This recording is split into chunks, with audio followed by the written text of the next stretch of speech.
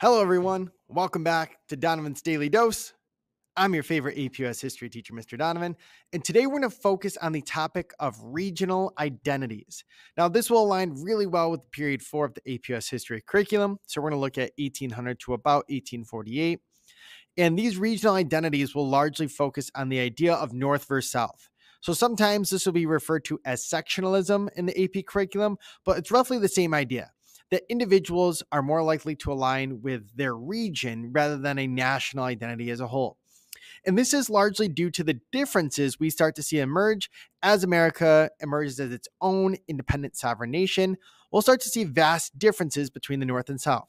Now, this video will not cover every single one of them, but I'm going to focus on three big things that you'd be good to know for the APUS history curriculum to understand regional identities. Now, one of the first big ones is the institution of slavery. So as you can see from the map here, there's going to be a massive division in America over free and slave states. And what we'll find is that even though the founding fathers thought that the institution of slavery would gradually die out, the invention of the cotton gin in 1798 is going to completely change this. Whereas in states thought eventually they'd get rid of slavery, slavery becomes even more ingrained, especially in Southern society where cash crop development is flourishing. Whereas from the map, you could see that in northern states, they are starting to outlaw the institution of slavery. So this is going to be one of the biggest disagreements we see, not only where slavery already exists, but whether or not slavery will expand westward. And we see legislation like the Missouri Compromise that tries to settle that debate.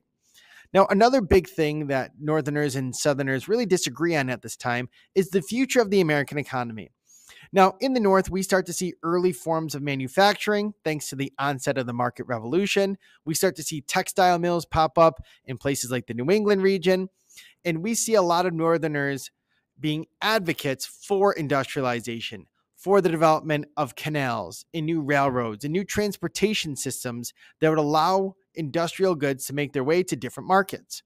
Whereas in the South, still largely relies on cash crop plantations and agriculture. And this helps us to understand our last point. The size of the federal government is another big disagreement we see predominantly between the Northerners and Southerners. Northerners at this time usually advocate for the federal government's involvement.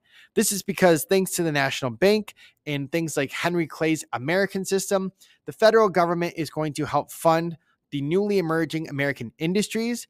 They're going to help to give subsidies to American companies. They're going to help to give land grants to people looking to build infrastructure that would help to connect the different parts of the United States. Whereas in predominantly speaking, Southerners do not like this type of overreach. They believe that if infrastructure, things like roads and railroads and canals are going to be developed, it should be left up to the states to decide.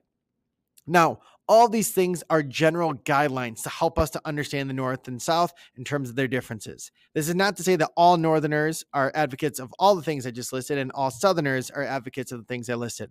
But generally speaking, these are some tried and true characteristics we see that start to create these regional identities where Northerners and Southerners start to disagree on the institution of slavery, the future of the American economy, and what powers the federal government should have, especially when it comes to industrialization. So there it is, folks, a quick overview of regional identities during period 4. Make sure you like and subscribe and have an amazing rest of your day.